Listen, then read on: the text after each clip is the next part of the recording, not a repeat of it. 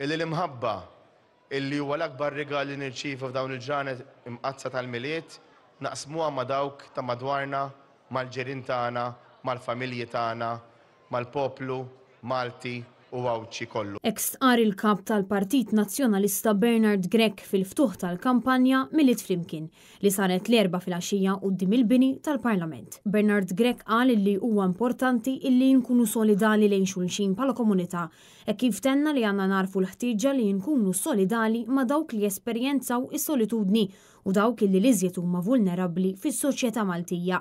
Dan fil-waqt illi narfu li rridu nagħmlu dejjem iżjed sabiex l-ulied ma jkunux imċaħdin mill-ġenituri tagħhom. Il-kap tal-Partit Nazzjonalista fid-diskors tiegħu fakkar fin-nies illi qed jesperjenzaw il-vjolenza fil-familja jew fuq il-post tax-xogħol, filwaqt li jappella lill-awtoritajiet sabiex jgħinu lil dawk l-individwi li jfittxu l-għajnuna bil-metodi kollha li jistgħu. Huwa fakkar ukoll fil-popli li qed ibatu mill-konflitti, speċjalment il-poplu Ukren, il-Palestinjani u l-Iżraeljani illi qed jesperjenzaw gwerra illi qed tħalli ħafna familji mfarkin. Preżenti għal din l-attività kien il-President ta' Malta George Vella illi fid-diskors tiegħu qal li r-rieda tajba għandha tkun espressa matul is-sena kollha u mhux biss f'dawn iż-żminijiet.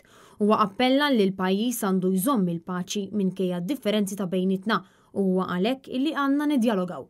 Dan fil-waqt illi tenna sabiex ma nkunux għajnejna magħluqin u ngħidu illi kulħadd kuntent u li kulħadd komdu u li għandna narfu li fis-soċjetà Maltija għandna saffi li waqgħu lura għal xi raġuni jew oħra.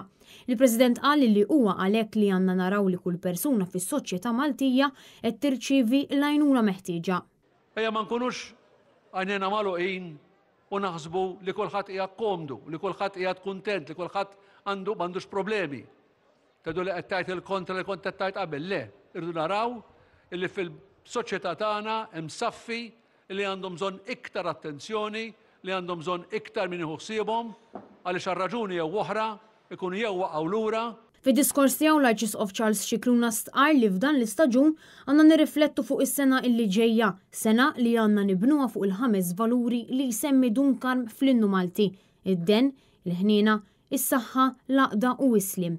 Preżenti għal din l-attività kien hemm ukoll l-Speaker tal-Parlament Angelo Farrugia li fid-diskors tiegħu fakkar illi minkejja li f'pajjiżna il-familji qed jiftħu r-rigali, barra minn xtutna speċjalment f'Gaza it-tfal u l-familji lanqas għandhom ix-xorti li jkollhom ir-rigal tal-ħajja. Min-naħa tiegħu il-Prim Ministru Roberta Bellatenna li ċ-ċelebrazzjoni tal-ferħ tibda fil-familja. Dan fil-waqt li fakkar illi n-neutralità ta' pajjiżna hija waħda attiva u huwa għalhekk illi bħala pajjiż għandna nappellaw għal paċi permezz ta' waqfien totali mill-ġlied fil-pajjiżni fejn għaddej kunflitt.